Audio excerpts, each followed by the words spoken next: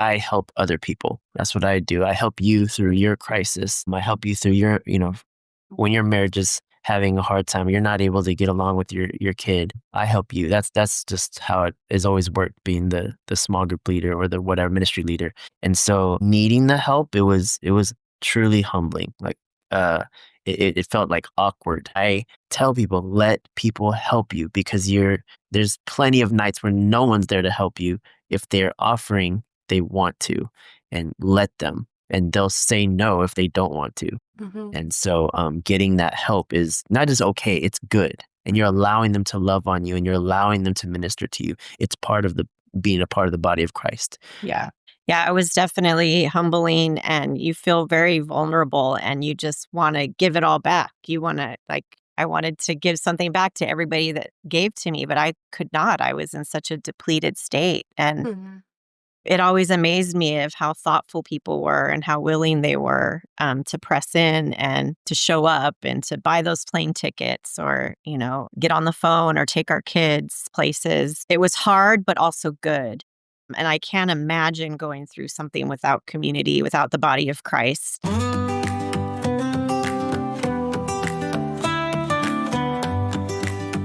Welcome to the Inheritance of Hope podcast. Every day, 562 children lose a parent to terminal illness. They shouldn't have to face that alone. You can pretend to avoid the painful realities of illness, grief, and death, or you can deal with the real stuff in caring community. On the podcast, people in Inheritance of Hope's community share raw, personal stories of pain, trials, and the shadow of death, which are also stories of joy in terminal illness. Find more Inheritance of Hope community at inheritanceofhope.org.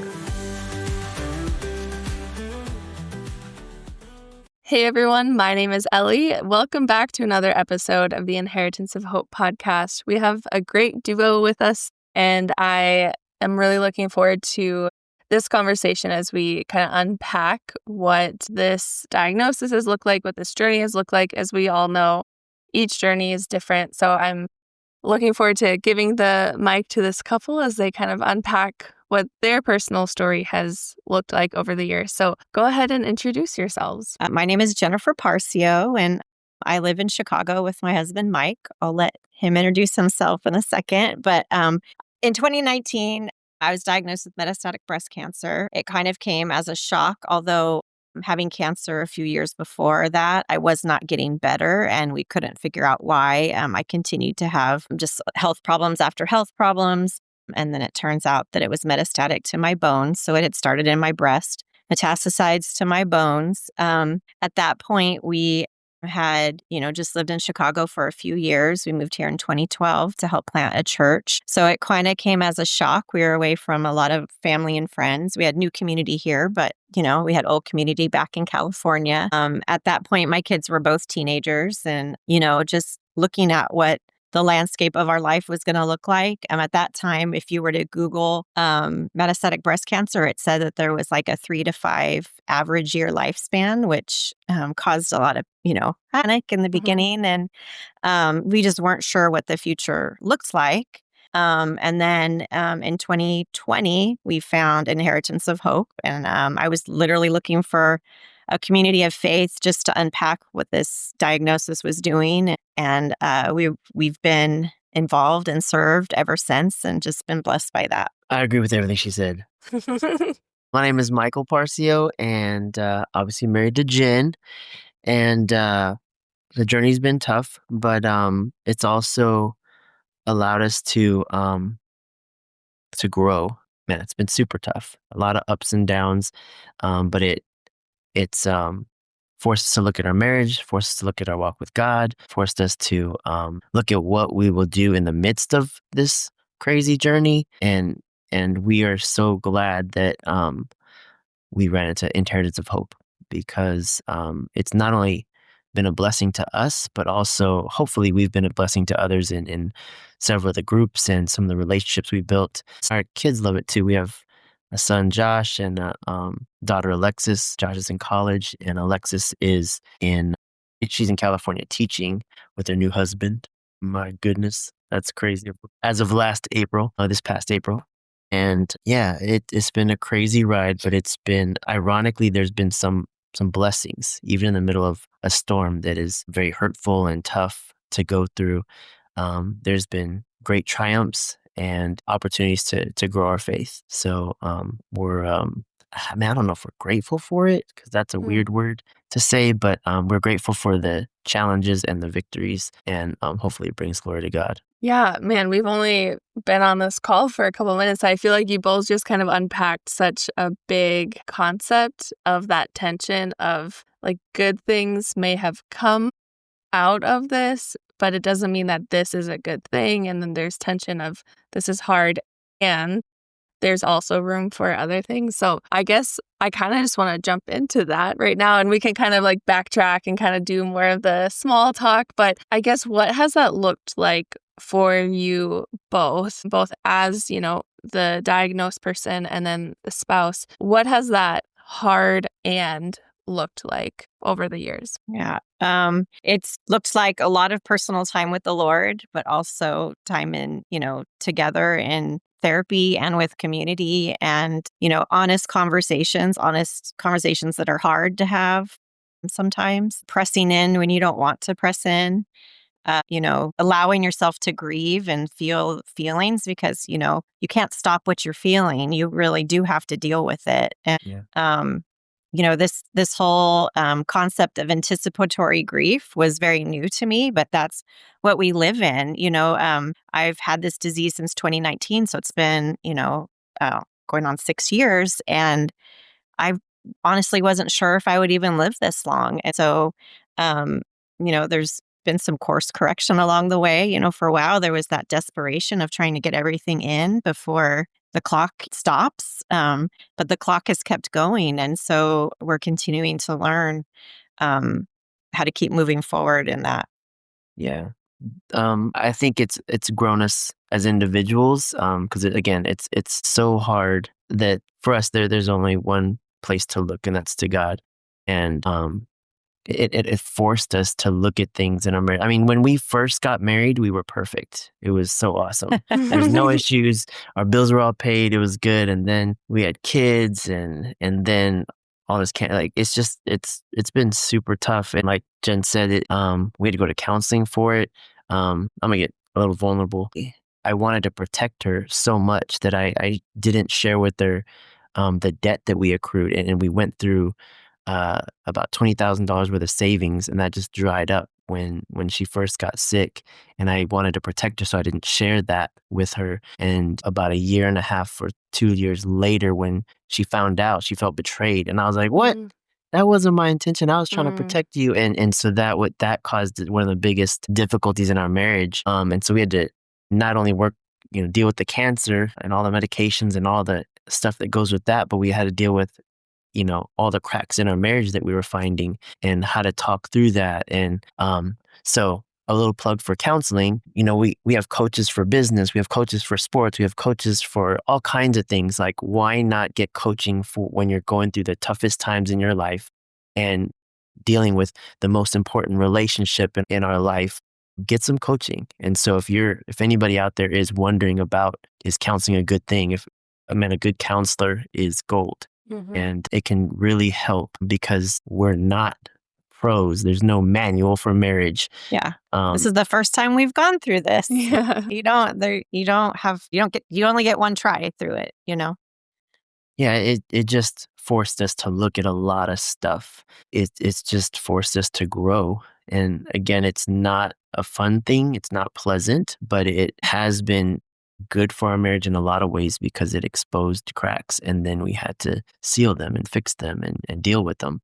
So yeah, I don't recommend this, but if you're there, take the growth and let yourself allow yourself for God to work and do his thing. That's the grateful part, that he has improved our marriage and improved our talking to each other. And we're still learning. We've been married for 27 years and we're still Yeah. learning how to Mhm. I mean, talk we've to each we've other. grown up together. We got married right out of college. When cancer came along, the media and social media likes to make it seem like it's, a little bit of chemo, a little bit of hair loss, and you're right back to it. And that's not the truth. I mean, it really, for me, it shook me to my core. My identity, I felt completely changed. And that's not the truth because the Lord had all that Mm. as my purpose from the beginning of who I am. But I wasn't able to do the things that I used to be able to do. I had a bunch of plates I used to balance and ministries and homeschooling and being a wife and being a friend and, all those things. And a lot of that came to a stop. There was a lot of change and a lot of grief in that change. And, marriage, you change in marriage anyway, but something that comes along drastically and causes such a jarring change at one time, it's really difficult. And Yeah. I can't imagine getting through it without the Lord or without a Mm. therapist Mhm. And friends and and community friends and and a church community. and Yeah. family that cares. Yeah, for Yeah. sure. Man, thank you for sharing that. I know that you are not alone in that situation, and so I think that vulnerability kind of invites other people to see, okay, yeah, if things feel really messy for me too, and I thought I was doing something good or that we were well-intentioned but it still can be so messy. And I feel like as you were talking, I got the image of, when you're single, you think you're great. And then when you get married, it's like, whoa, I am messed up. And there's Yeah. someone like pointing that out.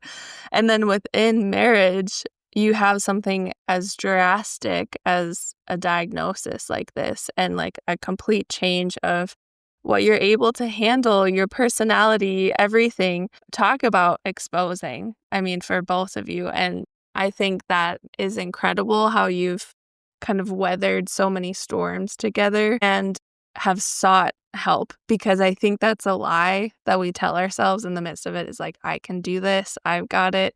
When that's really not the point. The point is like, we can't do this on our own.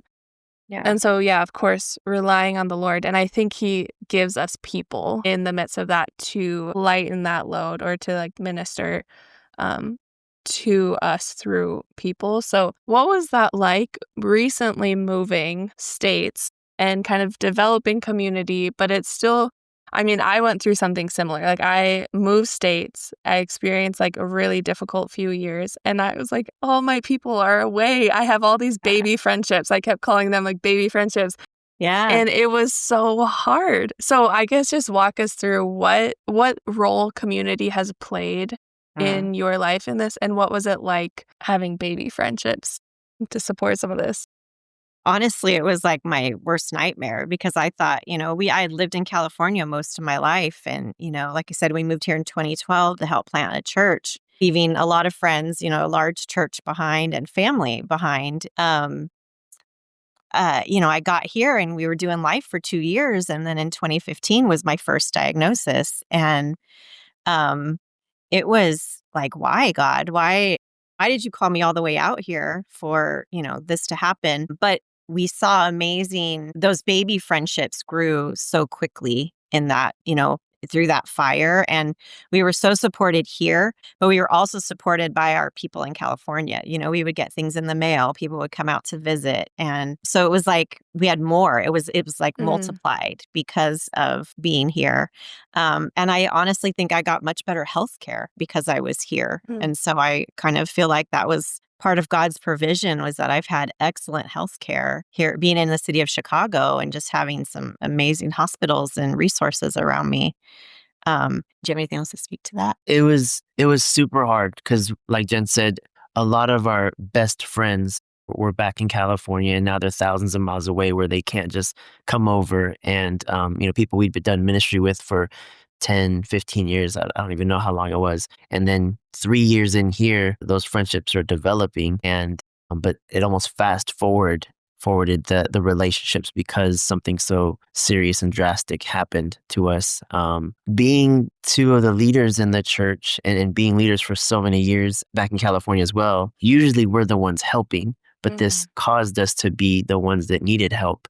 And so receiving meals and receiving financial support and all kinds of things was humbling, and we just felt a lot of love. It was cool. Yeah, talk to me about that dynamic of going from that position of serving and helping, and whether or not this is your motivation, but like kind of being the hero in someone else's story to then being the person who like needs this assistance, who needs to rely on other people. What was that change like for you both? For me, it's hard because most of my adult life, I was one of the leaders of small groups and then of larger groups and then becoming a minister, then becoming a pastor. I help other people. That's what I do. I help you through your crisis. I help you through your, when your marriage is having a hard time, you're not able to get along with your kid. I help you. That's just how it has always worked, being the small group leader or the whatever ministry leader. And so needing the help, it was truly humbling. Like it felt like awkward. Guys, can you think you could give me a meal? Like you can make a casserole or something? Some tacos would be nice. And it's just hard. And you almost feel guilty like when they drop off Mm-hmm. food, like, all right, thanks, you're just gonna go. All right, bye-bye. It was awkward and in some ways tough to ask. And I still don't think we asked enough for certain things because we were still, I think me especially, like, because she was suffering pain and, all the medications and things like that. But I was healthy, I was okay. So I didn't have an excuse in my mind. I didn't have an excuse to have people come over and do my laundry. That was weird when someone offered that and people did our laundry. I was like, Yeah. so I'll just sit on the couch, I guess, and Mm-hmm. rest. It just felt super weird. But in hindsight, now in the caregiver group, I tell people, let people help you because there's plenty of nights where no one's there to help you. If they're offering, they want to, and let them. And they'll say no if they don't want to. Mm-hmm. And so getting that help is not just okay, it's good. And you're allowing them to love on you and you're allowing them to minister to you. It's part of the being a part of the body of Christ. Yeah. Yeah, it was definitely humbling and you feel very vulnerable and you just want to give it all back. You want to like I wanted to give something back to everybody that gave to me, but I could not. I was in such a depleted state. And it always amazed me of how thoughtful people were and how willing they were to press in and to show up and to buy those plane tickets or, get on the phone or take our kids places. When I remember the week that I was first diagnosed with cancer, we had some neighbors that were not believers. They're not believers. And they, while we were in church, figured out how to finagle our health insurance so that it wouldn't cost us a whole bunch of money. I mean, they had a spreadsheet by the time we were out of church. And like that was a miracle blessing of just these people that were here to serve us. They also gave us advice that anything that was hard right now would be 20 times harder, going through this, the illness part of it. And that was true. And at that time we were doing laundry in a laundromat. And so that was where the whole laundry thing came from. People were picking up our laundry because we couldn't get to the laundromat. And it was hard, but also good. And I can't imagine going through something without community, without the body of Christ, and then, your community around you. I can't even imagine. And I also realized how much I missed, because before you're sick, you don't know what it's like unless you know of a family member, you don't know how hard it is for somebody to go through something like this. And so I was like, gosh, how much have I missed serving people? And I, still felt like I was with a lot of people, but just missing how to, serve people in this community that just have high health needs in the time of crisis. Yeah. One last thing. Well, I mean, unless you have more questions about it, but for perspective, we've been the helpers many times.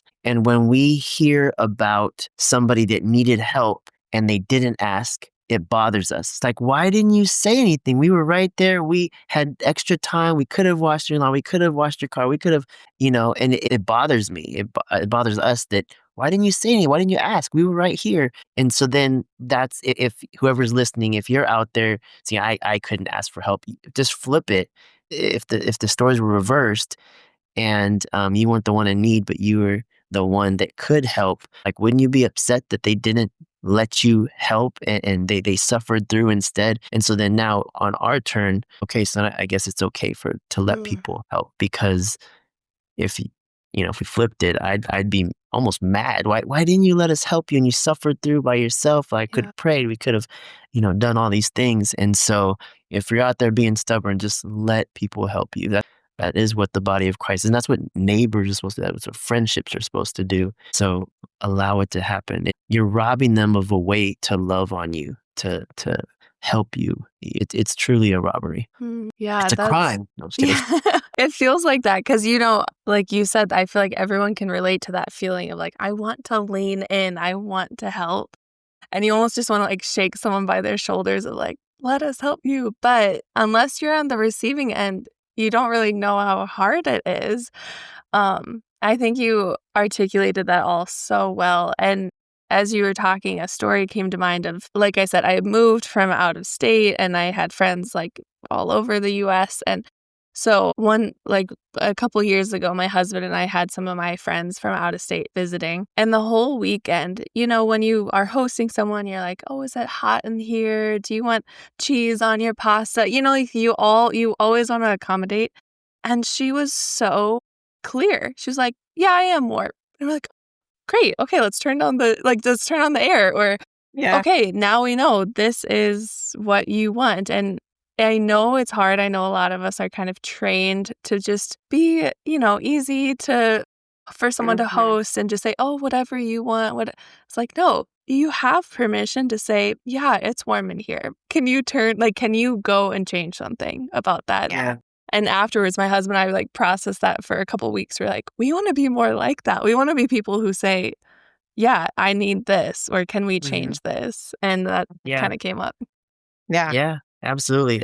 Some of us were almost programmed to make life easier for other people, and that was good. And in a lot of ways it is. And then there's other ways where you almost become a people pleaser, and that's when it becomes unhealthy. And so it's okay to share, especially when you're hurting and you have needs and you're uncomfortable. Especially if you're the one suffering, it's okay to share what your needs and wants are. Don't get abusive and demanding within reason, of course. Yeah. And I guess also on the flip side, I read a book that was so helpful. It's called What Happened to You? And honestly, I think I've only read a third of it, but most of the lines are underlined because it was so good. And I had just come out of a really difficult season. And I was not okay. My mental health was not great. I just wasn't processing things as I needed to. And I was sharing this with a friend kind of on the tail end of it. I was mostly out of it. And she had that same response. She's like, Ellie, why didn't you reach out? And I was like, I don't know. I didn't even think of it. And then I read that book and it was really helpful because it talks about what is going on in your brain when you're dealing with traumatic events or things that are overwhelming your nervous system, and your capacity to even remember stupid, silly little things is almost non-existent. And it was crazy because I saw that after, I was out of that season and I realized, I'm thinking about what my elementary school classrooms looked like, or that one sleepover with a friend, and it wasn't triggered by anything. These weren't meaningful memories. But I realized for 2 or 3 years of my life, my brain did not have any capacity to even think of these silly little stories and memories. And that is, so I guess to say, if you are in that season where you need to be on the receiving end of things, there's things happening in your brain that's kind of preventing you from asking. But this is a good challenge of you can ask and speak up. So Yeah. Yeah. And just a little tip that we talk about in the caregivers group, right? As you're going through life and you have something that you need, write it down, because if you have a list, it sounds almost greedy, it's self-serving, but who cares? It is what it is. And if you need help, you need help. But write down oh, laundry. Yeah, meals would be cool. Or just weird stuff. I need you to wash my car or whatever it is. Ironically, there's people that I want to wash your car. Good. It's on the list. And you can just show, here's the list. Is there anything that you feel like you could do? Because it would take a load off of us. Because sometimes when they ask you, you don't know off the top of your head. I don't know. We have 7 casseroles in the fridge, so not a casserole or whatever. But yeah, it's funny when I wish I had help with this. When that thought comes up, just write it down on a list and then it's ready to go. And you'd be surprised what people are willing to do. And I think just another component of that is that when you're walking through this as a family, the whole family needs care. Yes, the person with cancer who's, heavily medicated and, going through all the changes that entails and the tiredness and the change but the caregiver that's supporting them and the kids that are watching it happen, there's something that can be done for the whole family, and they just need to be seen and helped as well. Yeah, I had someone on here a few weeks ago, and her mom was diagnosed. And she was sharing her experience of how nice it was when people saw her and her siblings of like, hey, I'm taking my kids to this amusement park. Can I take you guys too? Because as the kids, you do miss out on some like normal childhood experiences. And so when other people can see that and like invite you along and say like, Yeah, yeah, you're still a kid. You should have this fun play date or this thing. I'm going to yeah, take you out for ice cream. for sure. That is so helpful.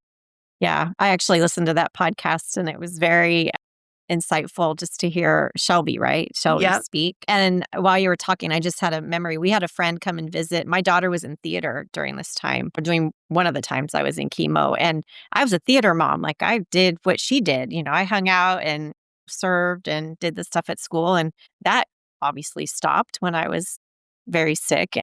My friend came and just was a theater mom for a week with my daughter. And my daughter just loved the fact that she was there watching her practice. And it was just a sweet little gesture of her time that she gave. But it meant a lot to my daughter Mm. and to me because it was filling a place that I just couldn't go to. And, Mike couldn't do as much either because he was caring for other things. And so it is very true that the children need to be seen as well. Yeah.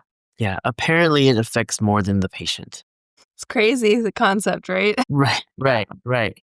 Yeah. Well, and you mentioned the caregiver group, so I feel like I want to transition to kind of talking about Inheritance of Hope and what you've all been involved in, because I think it also goes really well with that point of every single member of the family has different needs. They need different support in various ways. And Inheritance of Hope is really intentional about that, especially with our online support groups. We have groups for each member of the family at whatever stage you're at.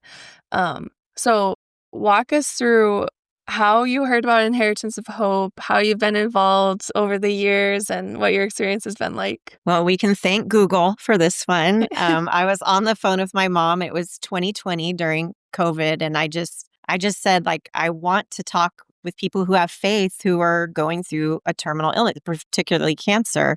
And my mom just got on and found Inheritance of Hope. And you guys were having, I think in a few weeks from that, you guys were having your first online reunion kind of thing. Sure. And we attended that and we were just flies on the wall because we didn't know anybody. I mean, it was also awkward because that was when Zoom was like first coming to, into its time. And so we just kind of watched everybody talk and just, oh, I missed you. You were at this retreat, and it was just so beautiful to see. And then shortly after that, we did one of the weekend home Like a home retreat. retreat. Yeah, the online retreat. And it took us a little while to get to a physical retreat just because I never filled out the paperwork. But in 2023, we ended up going to Disney World as a family and did the in-person retreat, which was phenomenal and served us and just was such a ministry to our family. I mean, that was like the icing on the cake for everything Inheritance of Hope does. That's like the icing on the cake.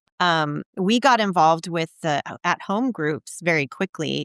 As soon as I think they were starting. I'm in the metastatic breast cancer one, and then it took them a little while to get to the caregivers one. But, it's been so rewarding for me just to be in that space where I can talk with other women who are like me, struggling with metastatic breast cancer, wanting to leave legacy for their kids, that we care so much about our kids and our family, but we're trying to also deal with this, anticipatory grief that we're going through, plus just the day in and day out of being on all these medications and what they're doing to our bodies. And I've just really got a lot of value from being in that community, a lot of encouragement, being able to make videos for the kids, still intend to make some more, but just that gap that Inheritance comes and stands in is just such a unique place. And it has done so much for me, and I know for the rest of my family as well. What if you could leave behind your voice, your laugh, your love, all in your own words? Inheritance Hope Legacy Video Service gives you a priceless opportunity to share what matters most with your loved ones. With a legacy video coach handling all the logistics online, you create a lasting treasure for your family, one that's edited, securely backed up, and easy to share. It's completely free thanks to generous donors. Start your legacy video today at inheritancehope.org. Yeah. I'm going to go back to the retreat. The retreat is probably the most intensely loved I've ever felt, and especially for our whole family, where everything was designed to bring you comfort and make memories and talk about your feelings and the struggles that you're going through as a family with a diagnosed, terminal illness. It was just not only well thought out, but also well executed. And again, like, it's probably the most intensely loved for a whole weekend I've ever felt. And so if anybody's out there wondering, should I go for this? The answer is yes. If you're able to, the answer is yes, because it is, just let yourself be loved and let yourself have a good time and create some memories. It is amazing. For the caregiver group, we always say it's not a fun club to join, but if you have to, it's one of the best groups to be a part of because it is so life-giving. You're already, there because of a horrible situation, a horrible disease or whatever we're going through, but it's probably one of the most supportive groups I've ever been a part of, in that you're going through one of the roughest things you've ever gone through, and there's people that are going through similar. It could be a different disease, it could be different symptoms and things that the person's going through, but a lot of us were going through the worst situation of our lives, and because of that we have interactions with others. Like, we talk about all the dumb advice we get from people that just don't know. They just don't know. And have you tried beet juice? Thanks, we're gonna keep going with what the doctor's saying, but thank you though. We'll try the beet juice. And it's a place where we can joke about stuff like that unapologetically, because it's a safe place, and you get to share, you get to cry, we can still tell jokes. We laugh a lot in these groups, and we just help each other get through some of the toughest days of our life, and encourage each other, and call each other champions. Like, you keep pushing, champion, and it's just good. It's good. Yeah. So if you're listening to this podcast and you're feeling alone and you wish there was somebody to walk through this with, even though we're all around the country, these groups are really helpful. And then for us, we both volunteer as leaders and or hosts. Again, it's not a fun club to be a part of, but if you have to be, I'm grateful for the honor to serve other people that are going through really difficult seasons of their life. We're so on board that we're trying to help get a Hope Hub started here in Chicago. So we need a few more families, a few more volunteers, but we have a space. And that will mean we get to meet in person with people once a month and just be in community together. I talk about metastatic breast cancer as being a marathon, not a sprint. It's a long, enduring, day after day, up and down, grueling. And for me to have people to do that with and to be seen, it kind of normalizes a lot of it. It's encouraging. So I'm excited to be able to do that possibly in person once a month. But overall, I get a lot of value with just being able to be in the community that Inheritance of Hope fosters and provides for us. No one wants to face terminal illness, but the reality is more and more parenting-age people are being diagnosed with cancer and other illnesses, and every day in the U.S. alone, 562 kids will experience the heartbreaking loss of a parent due to terminal illness. But here's the good news. You don't have to face it alone. Join a hope-filled community of care that truly gets it. Whether you're living with illness or navigating life after loss, find comfort in local gatherings, ongoing support, and compassionate volunteers. And the impact? It's life-changing. Families are getting connected, finding hope, and changing the way they navigate illness and loss, because together, hope is possible right in your own city. Find connection at inheritanceofhope.org. Yeah. And their group is almost as good as ours. So. It's better. We've been, Ellie was in my group. I'm just going to say. Oh. Yeah. I'm getting it's ganged up 2 on. against 1 right here. Yeah. They're going to edit me out, people. Yes. Yeah. Jen and I go back. We were both facilitators with the Metastatic Breast Cancer group. So it was so fun, and I can kind of echo everything that they're saying. Like, I mean, because I got to see the joking and the tears, and I feel like everything you just said was such a good articulation of kind of what we talked about at the very beginning of it's hard, and kind of unpacking that. And what else is life besides just hard? Because for the retreats, for groups, for Hope Hubs, all Inheritance of Hope things, we're not just saying, oh, it's going to be great. Life with cancer is no, absolutely not. We're not selling that at all. And I know our tagline is like joy in terminal illness. And I want people to feel the nuance that we say that with. It's not like, oh, good job. You got this diagnosis and you're part of this club that everyone wants to be a part of. No, it is so hard. And joy is still possible. And you can do that in community. You can experience that. You can unpack things that are hard and laugh with people. So I think with the retreats, it's not like, oh, you just go for the whole weekend and you just sit around and talk about your feelings.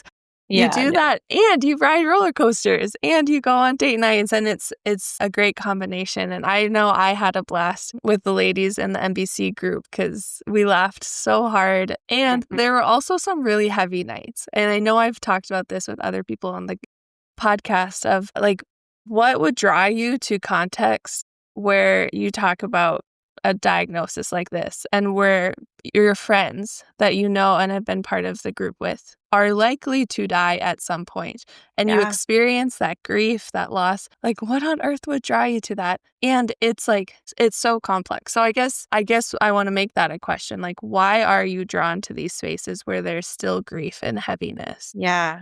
I think we've talked about it in other podcasts, and it's an inheritance of hope, new term that should be in the dictionary, but it's that jarro, that you have joy and sorrow. And this is a place to bring both of those. And while it takes vulnerability to get to know other women who are going to pass of the same disease that I have, unless they come up with a cure, which still praying for that, but that takes vulnerability, but there's a sweetness and a jarro to it that to be able to walk with somebody through it, and the support and the advice and the just having witness outweighs that for me. It's a place I can go, and just be for that night, and people understand, they get me. And I have, a lot of good friends who press in, but they don't entirely get what it means to be in menopause when you're, 38. And I'm not 38 anymore, but when I was 38, not everybody gets that. But to be able to just be around people who understand, you kind of don't even have to talk sometimes. You can just show up and be like, yeah, it was just one of those days. And people go, yeah. So it just, for me, it provides support. I think it's something that God uses to minister to me in ways that I don't always expect, So for me, it's worth it. It does take vulnerability and time, obviously, but it's 100% worth it for me. I would just point out the other side. If you don't go into community and you want to avoid people, you're going to go through it alone. You're going to get robbed of so many benefits of community. For example, when something happens and maybe you're upset at the hospital, or you're whatever, you're just frustrated, you're mad about something, and there's a lot of anger. You can share that in group and people will validate you. No, that's fair, friend. Like, I can't believe the doctor said that to you. I can't believe the nurse did that. I can't believe, yeah, you got that. Oh, your numbers are up again, or your numbers are down again, or whatever it is. I hate cancer. And you can say that, I won't say what we say in the group, but sometimes curse words come out. Christians, sometimes they come out. Or, man, you can share like, man, I've had too many beers because I just can't take this right now. And it's like, no, that's fair. And we encourage them, well, let's try to stay healthy about this. But I get it, man, you're going through a lot. Or, you know what, sister, that's tough. And you can validate. And so then you get to get validated as well. Like, my feelings are okay. Like, I'm not crazy. I'm not an evil person. No, man, you're just a human trying to make it and through the toughest thing you've ever gone through. We have to go through it. We're here. Nothing is going to take this terminal diagnosis away. Unless there's a cure, of course. Right. But right now, there's nothing that's going to take, fix ALS or fix metastatic cancers. But to go through it with somebody instead of doing it alone, I think there's just so many more pluses than there are minuses. Yeah. from doing it And alone. and I don't know, there's just something about hearing other people go through it, and you're like, "So I can share that? I can share that I'm hurting right now?" And then you hurt, and then it lets a lot of that venom out. It takes the Mm. power away from it and some of the fear away, and I don't know, there's just something about confession that you can walk in a little bit more of God's freedom and His grace, um, and yeah, you can voice those things, and you're not crazy because you're And that's not to say every conversation in these groups is godly. That Mhm. it's not we're not Bible thumping and giving verses every time someone says something. It's real life stuff and, pointing to Christ when we can, but you're allowed to be vulnerable in whatever shape that looks like, whether you profess faith or not, or have a close walk with God or not. It's a place that's safe for any of that. Mhm. Anybody. Yeah. Yeah. absolutely. Yeah, and Inheritance of Hope is faith-based, but we're not faith exclusive. And so you both just said that really well, where anyone can come. We have people join who don't believe in God, who are angry at God because they're Yeah. facing such a terrible thing. And then there's people from other faith backgrounds. And so it's a good melting pot to just kind of show up and take the masks off and show up vulnerably, maybe say a couple cuss words, say what is actually going on, and not know that you're not going to be met with someone saying, "Oh, but this all happens for a reason," or any of the Yes. cliches that The feel like, bumper sticker. Yeah. yes, Yes. it feels like Yeah. slaps in the face when you are suffering. It adds to the Yeah, harm, for and you're not sure. going to get that in groups. Yeah. No. Right. Yep. We even have rules like, hey, if somebody asks for advice, okay, share what works for you and your family, but don't give advice because that's not what this group is about. Now, again, if they ask, share what works for you, but we're not trying to one up people or tell them how to go through what their Mhm. family's supposed to go through Yeah. because they're all the situations are different, and yeah, anyway, yeah. Yeah. Well, I love how both of you have been both on the receiving end of the services, going to on the retreat and experiencing such love in such a compact weekend, and have also given back and found purpose in showing up for other people and hopefully making their journeys even a little bit easier just from hearing your stories. And so, yeah, I guess throughout the whole episode, I feel like you've been pitching Inheritance of Hope to I people know. who maybe haven't found us yet. But I guess what would you say to someone who's hesitant about joining into the Inheritance of Hope community? And that's whether that's as a family served, a volunteer, a donor, what would be your compelling invitation into this? Give it a try. If it's on a donor level, just start there. I think Inheritance of Hope is one of the best places you could give of your resources, because I've seen them used so wisely. The money is used very wisely. It's invested in people and in children ultimately, because I know the whole, birthing of Inheritance of Hope was to take care of the children that were going to lose their parents. And that still at the very end of the day is kind of what you guys do. You take care of families even after the loss. And that's something I'm depending on as a mom, is that you guys are going to be there for my family when I'm gone. 562 children will lose a parent to terminal illness today. That's 562 families facing heartbreak, fear, and uncertainty. They shouldn't have to face it alone. At Inheritance of Hope, we help families find moments of joy, hope, and lasting memories, even in the midst of terminal illness. This Thanks Plus Giving season, your gift does more than just bring comfort. It's matched dollar for dollar, doubling your impact. Together, we can make sure no child walks this journey without support. Give joy in terminal illness. Visit inheritanceofhope.org to make your matched gift now.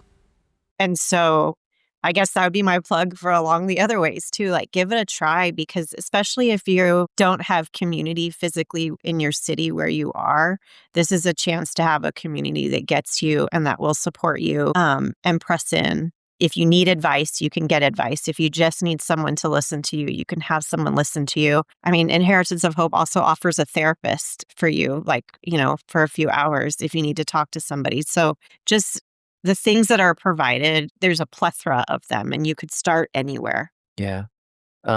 For the groups side of things, I would say that I can only speak for the caregiver group, but so many people have said, I'm so glad I found this group. I've never heard anybody go, I hate you guys, I'm never coming back. Like that just does not happen. Almost every week we hear, I had a rough week, I'm glad I came. And a lot of people even say, like, I'm not gonna miss. Like it has to be something really crazy for me to miss. But again, no pressure. If you're tired and you can't come, there's no pressure to make sure you come. But I would just say, what do you have to lose? You're going through it alone, and that's tough. Or you can go through this with people that are going through similar things, and they have a good idea of things that you're going through, and they might have really good ideas. Like there's a guy named Bill out there that will find resources for you. He's amazing. But that's a plug for Bill. Yeah. Anyway, but like there's no downside to joining a group other than you have to be a little vulnerable, but it's at your comfort level. You don't have to share, but you can just listen. But again, there's been so many people that have said, this is one of the best groups I've ever been a part of. And that's why our group is the best. Sorry.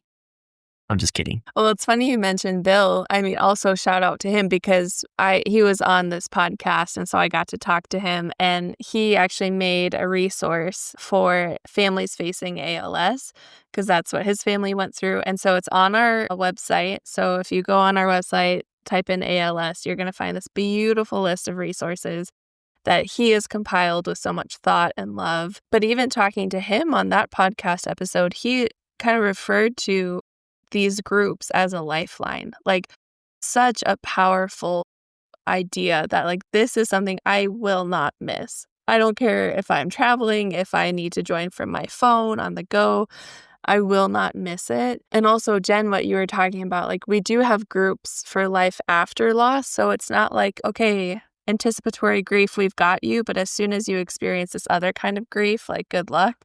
It's like, no, you're still in the community. We've got you. And a story I heard from that is there was a man who had lost his wife and was joining these groups, and he was just like sharing about the colonoscopy that he got. And he was like, what other group would I talk about something like this with? Yeah. But this is what I would tell my wife, and she's not here. And so you get to kind of, these groups and Inheritance of Hope in general kind of get to fill in that gap where there is a gap with community of other people who get it. I think everything you just shared was so beautiful. Such a good description of that. One last plug for the groups. There's also comments that a lot of times, no slams against family, but the groups actually become like a second family because, again, we understand what each other's going through to a certain extent more than some of our family members that aren't there on the day-to-day. So you just can't understand. And no slam against them because how could you know? Because you're not in our house every day. But these people in groups, they do go through it every day. And so a lot of times you get super close. So no matter where we are, a lot of times we'll check in. Like I'm at a baseball game, but I had to stop in and say hello and see how everyone's doing. I think the weirdest place I ever was on group was at Costco. So I'm just pushing with some earphones and I'm like, yeah, we got a bad diagnosis. So we're worried about our scans. And so, who knows what's going to happen, but pray for, whatever we're saying. And people are looking at me like, is he talking about, what is he talking about? And just got weird looks, but I was like, whatever, I'm with my group. And yeah, I can't plug groups enough, especially if you're feeling like you're going through it alone. Like, don't go through it alone. Go with a group. Facing terminal illness is difficult enough, but you don't have to go through it alone. Whether you're at home, in a hospital bed, or on the road, join us. We are a community of people that get it. Find the connection, support, and hope you deserve. Because when you don't know where to turn, you can always find hope at home. So don't waste another second. Sign up today. Hope is waiting for you at inheritanceofhope.org. Man, I just want you guys to keep talking. You guys are doing such a good job. Yeah. And also because you have years of wisdom, lessons learned the hard way. I feel like, yeah, maybe even if you just want to hear Mike and Jen talk a little bit more, join groups so you can hear from their wisdom. Hear what not to do. Right. Yeah. Do not hide your finances from your wife. Right. Man.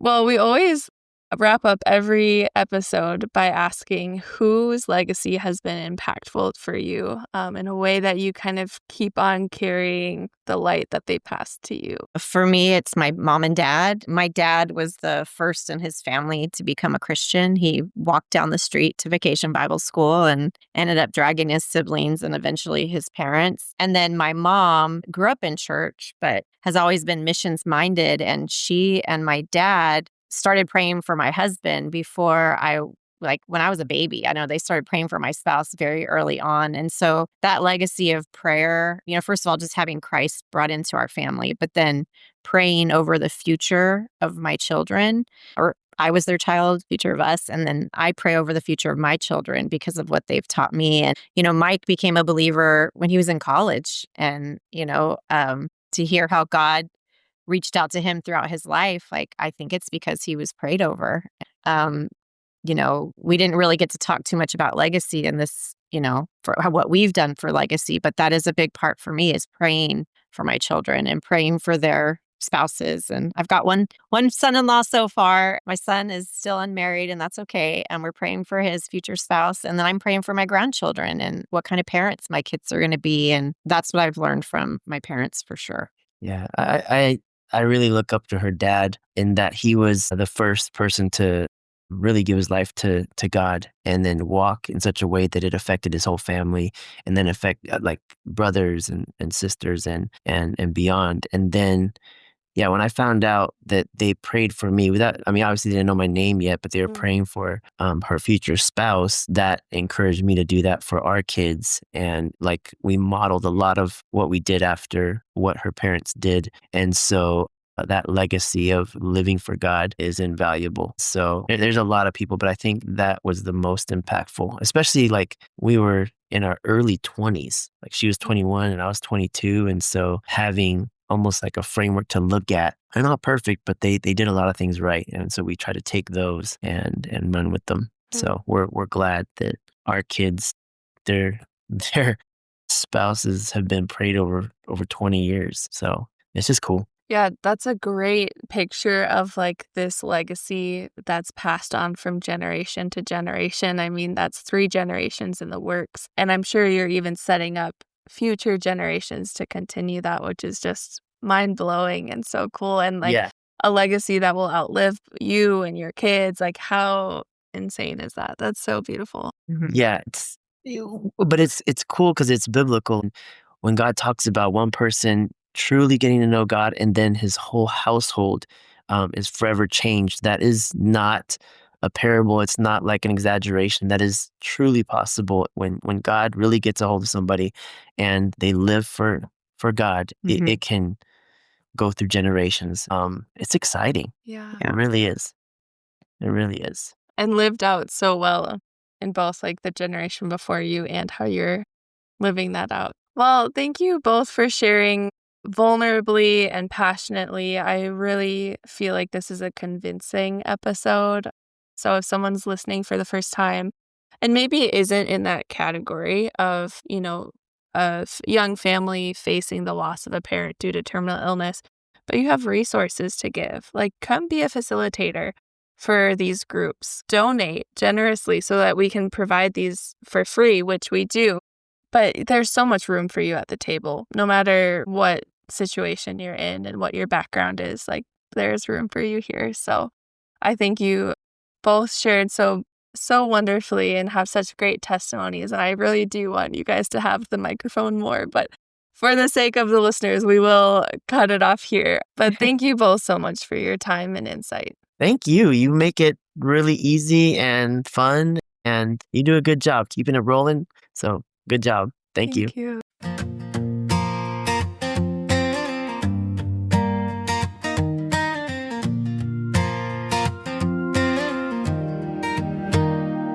From the coast of California to the Chicago cold, we followed a call and a story got told. Through the hardest days when the nights fell long, we learned his strength was where we belong. We've seen loss and laughter, hope and tears, but his promises carried us through the years. He never left, he never walked away. Our faith grew stronger every single day. Hey, hey, God's got us.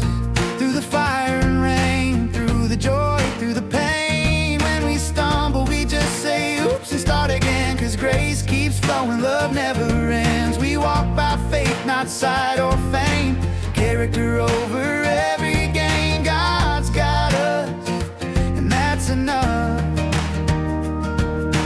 Gins our leads like light through the storm. A home full of warmth, a place love's born. Mike can meet a stranger and call them a friend. With laughter that heals and stories that mend. Elixir brings the color, the laughter, the art. Life of the party with a giving heart. From theater stages to China skies, she paints the world through joyful eyes. And Josh keeps us laughing, quick and bright. Building worlds with code laid into the night. From Legos to labs to anime scenes, he finds God's truth in his curious dreams. God's got us. Through the fire and rain, through the joy, through the pain. When we stumble, we just say oops and start again. 'Cause grace keeps flowing, love never ends. We walk by faith, not sight or fame. Character over every gain. God's got us, and that's enough. Thanksgiving tables, gratitude shared. Reverse trick-or-treating, love everywhere. Fairy villages, camping nights. Breakfast burritos by the firelight. Sequoia skies and s'mores in the glow. Game nights, laughing hearts in tow. Through every trial, one truth we know. He never left, he won't let go. God's got us. Through the joy and pain, through the moving vans and the hospital rain. When we mess up, we say sorry, start again. 'Cause mercy's real and love remains. We walk by faith, our hearts in sin.